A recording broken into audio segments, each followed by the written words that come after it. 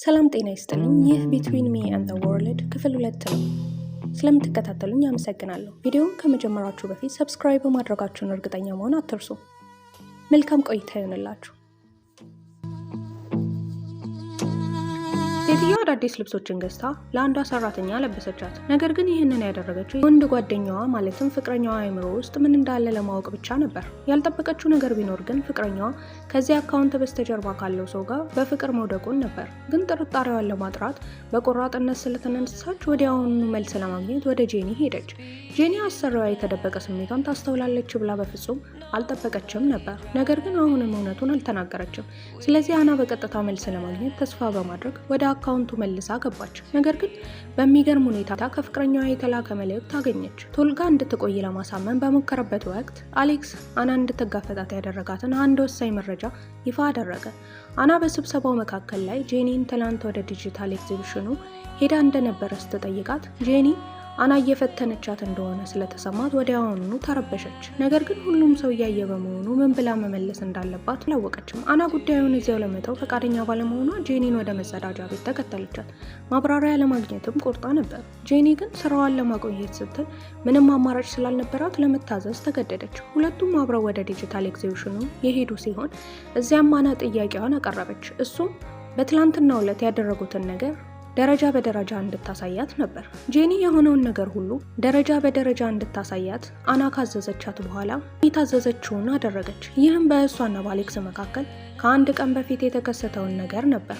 ነገር ግን ጄኒ እጇን አወጥታ ወገቧ ላይ ስታንጠለጥለው እርስ በርስ ሲተቃቀፉ የነበራቸውን ትውስታ በአእምሮዋ ውስጥ ቁልጭ ብሎ ታያት። ጄኒ ለማቆም በሞከረችበት ቅጽበት አና አሁንም የሆነ ነገር እየደበቀቻት እንደሆነ በመጠራጠር ወደ ኋላ መልሳት ወደ ራሷ ሳበቻት። በዚያም ቅጽበት አና በመጨረሻ አሌክስ ያደረገው ነገር ሁሉ ከልቡ የመነጨ እንደነበረና ይህች ልጅም ቢሆን ከእሱ በእውነቱ ፍቅር እንደያዛት ተገነዘበች። ይህ በእንዲህ እንዳለ ምንም አይነት ምላሽ ማግኘት ያልቻለው አሌክስ እየተከሰተ ስላለው ነገር ሁሉ የልቡን አውጥቶ ለማናጀሩ ያወያየ ሲሆን በየሴኮንዱ ጄኒ እንደገና ለማየት ይናፈቅ ነበር። ነገር ግን ሊኖር የሚችለውን እያንዳንዱን ፍንጭ ካረጋገጠ በኋላም ቢሆን ስራ አስኪያጁ ስለሷ ምንም አይነት መረጃ ማግኘት አልቻለም። ልክ እሱ በተስፋ መቁረጥ ውስጥ እየሰመጠ እያለ አና ከኤግዚቢሽኑ ተመልሳ ጥያቄ በመጠየቅ እሱን ለመጋፈጥ እድሉን ተጠቀመች። ለእኔ መንገር የምትፈልገው ነገር አለ ወይ ስትልም ጠየቀችው። አሌክስ ፍቅረኛው እንዲህ አይነት ስሜት የሚነካ ርዕስ ታነሳለች ብሎ ባለማሰቡ የተገረመ ይመስላል። ልክ አናን መጀመሪያ ጊዜ ሲገናኙ ወደ እሷ ለመቅረብ እንደተከተላት ቀስ እያለ ወደ እሷ ተራመደ። ነገር ግን በዚህ ጊዜ የእሱ ምላሽ ጥልቅ ትርጉም ያዘለ ነበር። ስለወደድሽኝ አመሰግናለሁ አላት። አና የእፎይታ ስሜት ተሰማት። ቢያንስ አሁንም ቢሆን በልቦ ውስጥ ቦታ ነበራት። ሁሉንም ነገር ወደ ማጠቃለያ ለማድረስም ቁርጣ ተነሳች። እሷ ለጄኒ እና ለአሌክስ በድጋሚ እንዲገናኙ ዝግጅት ማድረግ ጀመረች። ይህንንም ያደረገችው በራሷ የ4 ዓመት የጋብቻ በዓል ዕለት እሷን በሚያስተናግድበትና በሚንከባከብበት ወቅት ያንን እድል ተጠቅማ ሁለቱን ለማገናኘት ወሰነች። እሷም እዛው በአካል ለመገኘት ትወስናለች።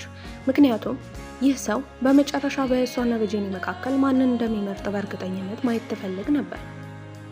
እስካሁን ድረስ ከቆያችሁ ስራዬን ወዳችሁታል ማለት ነው። ስለዚህ ሰብስክራይብ በማድረግ አበረታቱ። ቀጣይ ክፍል እንዲሰራላችሁ የምትፈልጉ ከሆነ ቀጣይ ብላችሁ ኮሜንት ላይ ብትጽፉ ቀጣዩን ክፍል ይዤላችሁ እመጣለሁ። መልካም ምሽት።